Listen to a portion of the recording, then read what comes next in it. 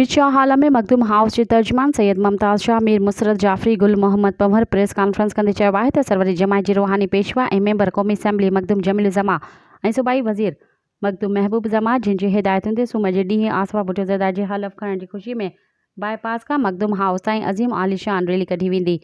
Rally में सरवरी जमायत जा मुरीद ऐं पीपी कारकुन हज़ारनि जी तादाद में शिरकत कंदा। हुन चयो त पीपल्स पार्टी ऐं सरवरी जमायत हिकु सिके जा ॿ पासा आहिनि। मखदूम ख़ानदान कॾहिं बि उहिदनि जो मोहताज न रहियो आहे। मखदूम हाउस सदाईं अवामी ख़िदमत ते यकीन रखियो आहे। मटियारी ज़िले में तरक़ियाती रिथाउनि जा ॼार विछाया वेंदा। इन मौक़े ते शौकत उंदड़, हाजी शहज़ाद मेमण, लुकमान राजपूत ऐं ॿिया पिणु मौजूद हुआ। मज़ीद ख़बरनि ऐं तफ़सीलात लाइ विज़िट कयो असांजी वेबसाइट www.awamiNewsHD.com ऐं ॾिसंदा रहो अवामी न्यूज़ HD।